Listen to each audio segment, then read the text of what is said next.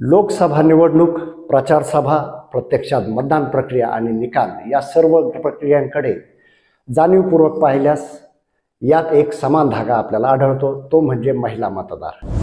यंदाची लोकसभा निवडणूक महिला केंद्रित ठरली, कारण सर्वाधिक महिला केंद्रित बूथ, सर्वाधिक महिला मतदार आणि सर्वाधिक महिला केंद्रित योजना। देशात सत्ता हवी असल्यास आपल्याला महिलांचं ऐकावेच लागेल ही जाणीव गडद होत चालल्याची ही खूण आहे। यामुळे विविध राजकीय पक्षांकडून महिलांकरता विविध कायदे, सुविधा आणि योजना आणण्याचं वचन दिलं जातंय। आता हाच फॉर्म्युला महाराष्ट्रातील आगामी विधानसभा निवडणुकांकरताही वापरला जातोय की काय, अशी परिस्थिती निर्माण झाली आहे। नमस्कार, मी पत्रकार संजय कोळसे, इनसाइड स्टोरीमध्ये आपले स्वागत आहे। आज आपण पाहणार आहोत विधानसभा निवडणूक महिला केंद्रित होणार या विषयाची इनसाइड स्टोरी। गेल्या काही वर्षांमध्ये महिला मतदारांची संख्या वाढली आहे। नुकत्याच पार पडलेल्या सार्वत्रिक लोकसभा निवडणुकीत जवळपास 47 कोटी महिला मतदारांची नोंद झाली होती।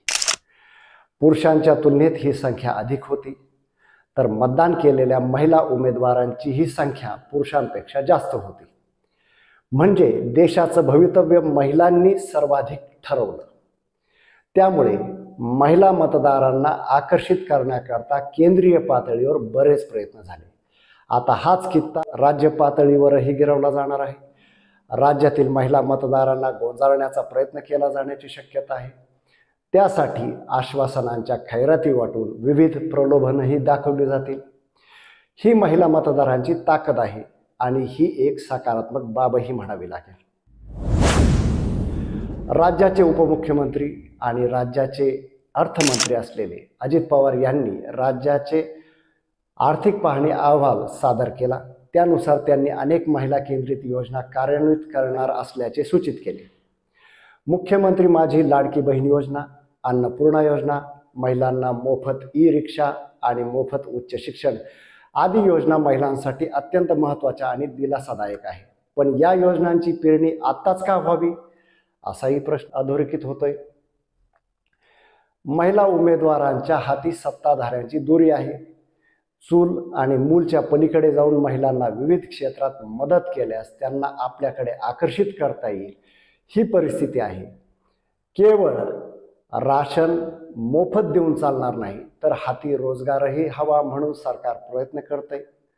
तर दुसरीकडे रोजगारासाठी लागणारं उपयुक्त उच्च शिक्षणही महिलांना मोफत मिळेल, याची सोय राज्य सरकारकडून केली जाते।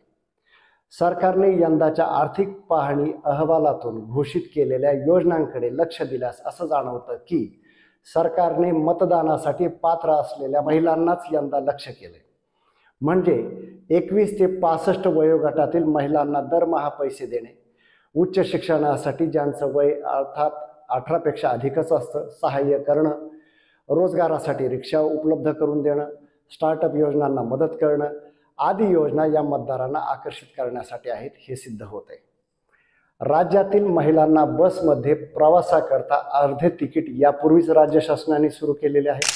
त्याचा फायदाही महिलांना झाला। सध्या बसमध्ये महिलांचीच गर्दी अधिक दिसून येते, हे त्याचेच फलित आहे। आता राज्य सरकारने नेमक्या कोणत्या योजना प्रस्तावित केल्या आहेत ते आपण पाहूया। यामध्ये विशेष लक्षणीय ठरलेली मुख्यमंत्री माझी लाडकी बहीण या योजनेअंतर्गत 21 ते 65 वर्षे वयोगटातील पात्र महिलांना दर महिना 1500 रुपये देण्यात येणार आहेत। सुमारे 1 कोटी महिलांना याचा लाभ होणार असून जुलैपासून या योजनेची अंमलबजावणी केली जाणार आहे। त्यासाठी सरकारवर वर्षाकाठी 46,000 कोटी रुपयांचा आर्थिक भार पडणार आहे। दुसरी योजना पिंक ई-रिक्षा योजना, महिलांना रिक्षा व्यवसायासाठी आर्थिक मदत देणारी पिंक ई-रिक्षा योजना जाहीर करण्यात आली। पहिल्या टप्प्यात 17 शहरातील 10,000 महिलांना रिक्षा खरेदीसाठी 80 कोटींचे अर्थसहाय्य देण्यात येणार आहे। यानंतर मुख्यमंत्री अन्नपूर्णा योजना, की ज्यामध्ये मुख्यमंत्री अन्नपूर्णा योजनेच्या माध्यमातून राज्यातील 52,16,412 कुटुंबांना वर्षाला 3 गॅस सिलेंडर मोफत देण्याची घोषणा करण्यात आली आहे। मुलींना मोफत उच्च शिक्षण सर्व व्यावसायिक पदवी पदविका अभ्यासक्रमाचे शिक्षण घेणाऱ्या मुलींना 100% फी परतावा दिला जाणार आहे. त्यासाठी सरकारवर वर्षाला 2,000 कोटींचा आर्थिक भार पडणार आहे.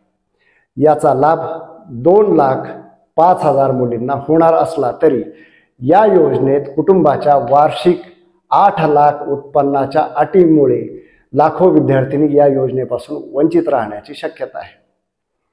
त्याबरोबरच बचत गटाच्या निधीत वाढ करण्यात आली आहे. बचत गटांच्या फिरत्या निधीच्या रकमेत 15,000हून 30,000 रुपये अशी दुप्पट वाढ करण्यात आली आहे. याशिवाय आणखी काही योजना या महिलांकरता राबविण्याचा निर्णय सरकारने घेतला आहे.